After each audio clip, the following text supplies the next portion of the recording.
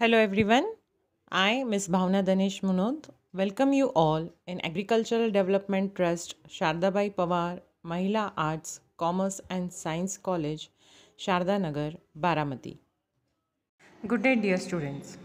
Last period, we were studying about classification of bonds. We studied economic and non-economic bonds, individual bonds and collective bonds. So we will have a revision on this again, children.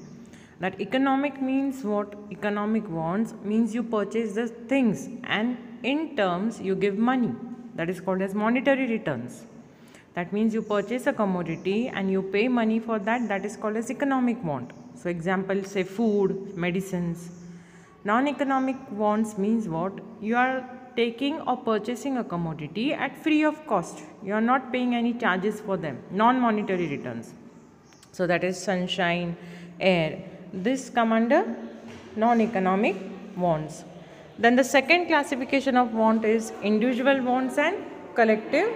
The second classification of bond is individual bonds and collective bonds. So here individual bonds means what?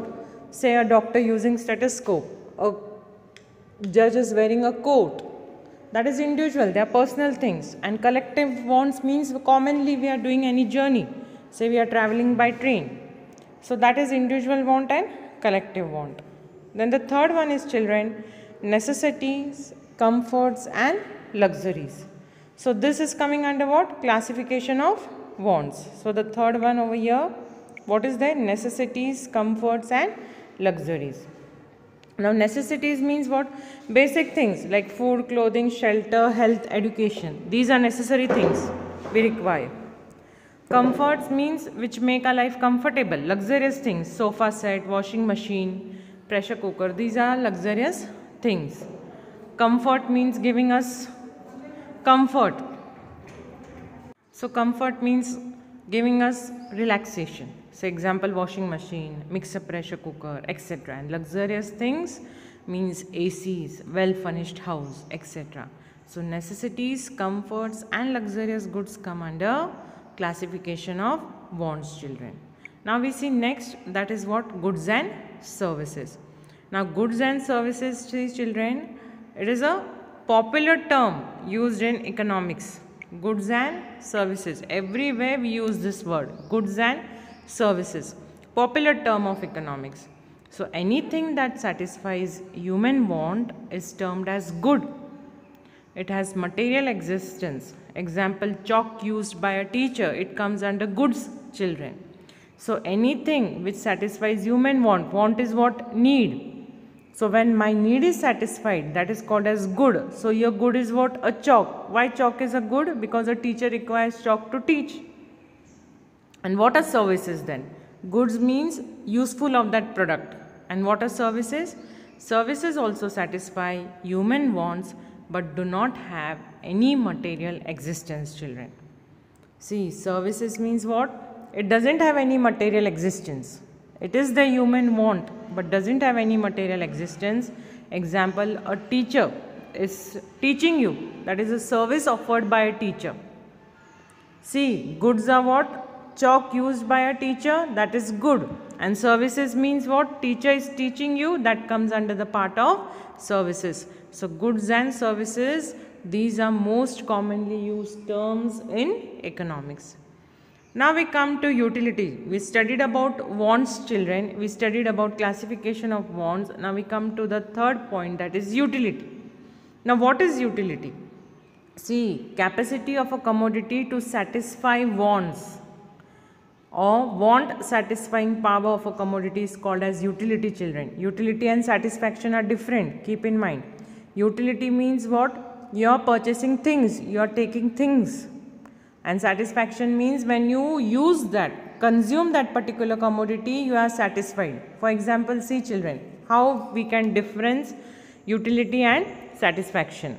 Now say I am very thirsty. I am very thirsty. I in any case require a glass of water to drink. Then what happens?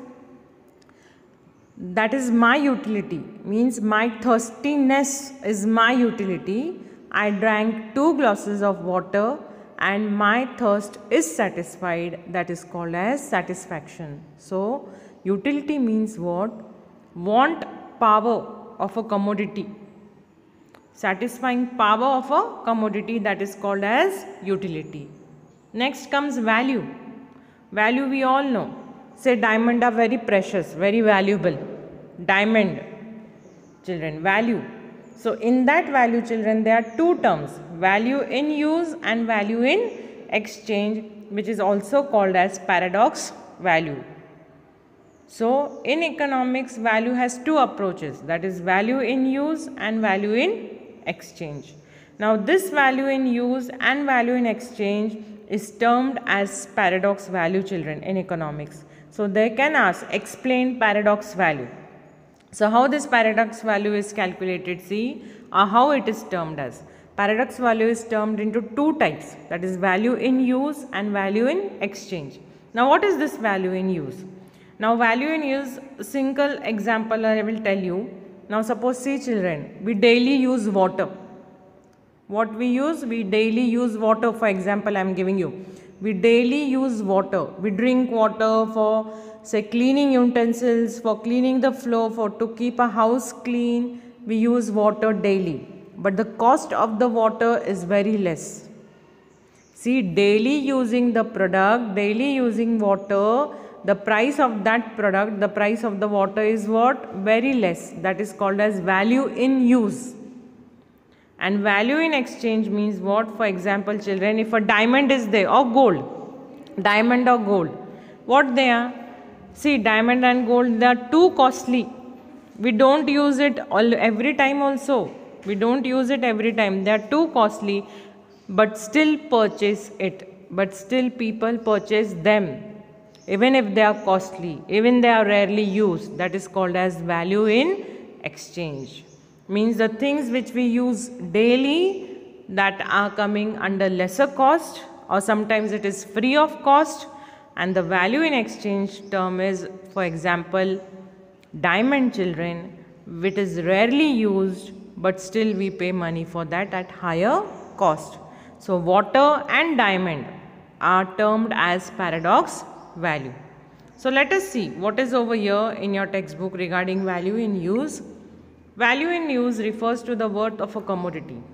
In simple words, it is usefulness of a commodity. Example, no one has to pay price for sunshine, they have told, but it is very useful for life. See, as I told you, water also very useful for life, but either we get water at free of cost or we pay only less money for that. So here they have given an example, sunshine. We always know from sunshine we are getting what? Vitamin D.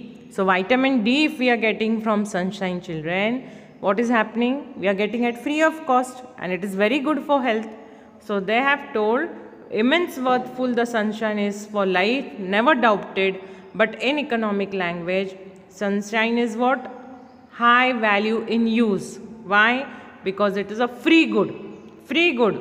We are not paying money for that. So it is having value in use higher. Then come to value in exchange.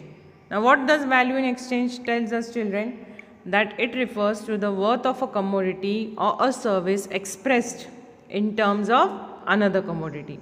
So when this value is expressed in terms of money, it is called price of a commodity. So a good which commands a price is termed as an economic good. Example, TV, car, etc. So I told you example about diamond or gold. So here what they have told, when the value of any commodity is expressed in terms of money, means we are paying, we are using that commodity, but in returns we are paying them money, that is called as value in exchange. So a good which commands a price is termed as an economic good. Example, TV, car, etc. So as I told you, water, diamond, children are considered as paradox value, which is coming under value in use and value in exchange. So some commodities have a high value in use but low exchange value, and whereas some commodities have low value in use but high exchange value due to its scarcity. Example, diamond. See, water is having what? High value in use but low exchange value. And diamond is having what? High exchange value and low value in use. That is scarcity. So water diamond example comes under paradox value, children. This is called as value in use and value in exchange. Now find out. They have given just an activity in your textbook that we have to find out which of the following is of free good economic good, children. So we can tell oxygen cylinder we purchase from hospital, so it is costly. Water processed from drinking, that is RO water. RO water is a little bit cheaper, but you have filter at home, it is costly. So water in river, sunshine and air will come under free goods, children. So they have just given an activity what comes under free goods. Free goods means what? We are not paying money for that. That is called as free good. We are not giving any monetary exchange. Monetary means what? Payment in money. Now the next term, the next concept in our chapter is wealth. Now what is wealth over here? Wealth refers to anything which has market value and can be exchanged for money. Be regarded as wealth, a commodity must possess following characteristics, that is utility, scarcity, transferability and externality. So wealth means what? They have a market value as well as wealth can be exchanged for money, and wealth is a commodity which uses this following characteristics. Which are the characteristics, children? Utility, scarcity, transferability and externality. Now utility we saw. Utility means what? Purchasing power of a commodity or satisfying power of a commodity. So utility is a commodity which has the capacity to satisfy human wants. So example, furniture, refrigerator, etc. So utility is what? Satisfying human wants. So it will be either furniture, it will be either refrigerator. Now scarcity. Scarcity, as already we have learned, children, in starting, that means what? Things are less. In market, the things are less. So your scarcity means what? A commodity must be scarce in supply in relation to its demand if it is to be included in this term wealth. So example, all economic goods for which price is paid. So scarce means what? Commodity will be scarce. There is no stock in the market. So commodity must be scarce in supply to relation to demand included in the term wealth. Example, all economic goods for which price is paid. So utility, scarcity. Then the next word, these terms are related to what? Wealth. So the next word will be what? Transferability. Now what is transferability, children? Commodity should be transferable from one person to another person, from place to place. So if the good is material or tangible, tangible means we can see, we can touch, then only it is possible to transfer from place to place. Example, vehicle is the jewelry.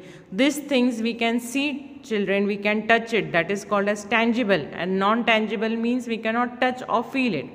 So transferability related to wealth we are studying. The things can be transferred from one place to another or from person to person. That is called as transferability. So they have told regarding vehicle, jewelry, etc. Then externality. A good can be transferred only if it is external to human body. Example, bag, chair, etc. Externality means what? When the good is such condition that it is transferable only to human body. Means human beings only can use those goods. That is chair, bag, which are used by who? Human being. Does animal use this? No. Who is using this? Human being. So the goods which are prepared for human beings, that is called as externality. So a good can be transferred only if it is external to human body. Example, bag, chair, etc. Now extra information they have given in your textbook, that is, do you know physical transferability is what? This is actual transfer of goods from one person to another and from one place to another, that is vehicle. Example they have given. National transferability means it is not possible to transfer the good physically, but they can be only transfer of ownerships, rights. Example, land. Now physical transferability means the goods which are tangible, we can see, we are transferring from one person to another, say scooty. And national transferability means what? We cannot transfer the goods, but we can, suppose example, property is the land, that we can sell it, children, and the other person will have his own name, that is called as national transferability. So in transferability there are also two types. External transferability is there, physical transferability is there, national transferability is there. Then they also gave extra knowledge that do you know inborn qualities like beauty, melodious voice, efficiency, etc. are not wealth. Yes children, that is sure. See, our talent, our skills are not money, are not wealth. In the strict sense of economics, they are neither external nor transferable. It is very clearly told in economics, children, whatever our skills are there, whatever our qualities are there, it is not transferred. It cannot be transferred. For example, children, Lata Mangeshkar, we all know Lata Mangeshkar in India is termed as Queen of Nightingale. म्हणजे तिला कोकिळेची पदवी दिली आहे. कुणाला? लता मंगेशकरला. सो वाय? Because of her melodious voice. She is singing so beautifully in India. So, is that voice is transferable? Can anyone copy her? No, that is her original voice, original skill, original talent, children. That is her inborn quality. Say even Sachin Tendulkar, inborn qualities. These people are the stars of India. Their qualities cannot be transferred to other person's name. So in economically it is strictly told that inborn qualities are not transferable, children. So these were regarding classification of wants. Now we come to our next point in the chapter, children, that is various types of income. Now income all we know. Income means what? Money, what we earn. What we earn, that is called as income. So in that also, children, types are there. Types of income for your basic knowledge, just keep in mind. First one is what? Fixed income. Now what is the meaning of fixed income? Income which will be remaining stable for a period of time. That is rent and wages. Now see children, for example, if you have a house and you give that on rent, it will be for 1 year or 2 years. You know that monthly that person, whoever you have given on rent, will pay you 5,000 rupees monthly. That means your fixed income it is. No changes in till how much? 2 years contract you have signed. 2 years you are getting monthly 5,000 payment. That is called as fixed income in the form of rent or salary. Even your salary is the monthly fixed. That is your fixed income. Then comes next type of income, that is fluctuating. Fluctuating means what? Changing. Sometimes high, sometimes low, children. Not stable. So income which is always changing, that is called as fluctuating income. Example, profit. We all know profit can be either surplus or deficit in business. Anything can happen. Either it will be the profit or either it will be loss. So profit can either be positive, negative, or sometimes there will be no profit also, children. Zero profit. Not fixed. That is called as fluctuating income. Then the third type is money income. Now what is this money income? The income received in actual currency of the country. In other words, income in cash. Example, 5,000. Means suppose, see children, in our India, which currency we are using? Our symbol is rupee. So 5,000 rupees I am getting in my country in cash. That is called as money income. In cash, are children, not check.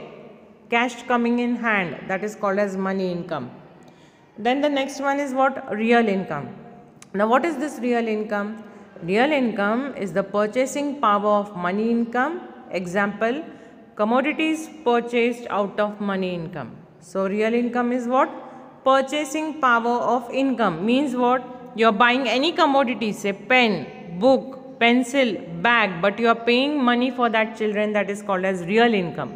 Paying money to purchase a commodity is called as real income. Then the next type of income is what? Contractual income.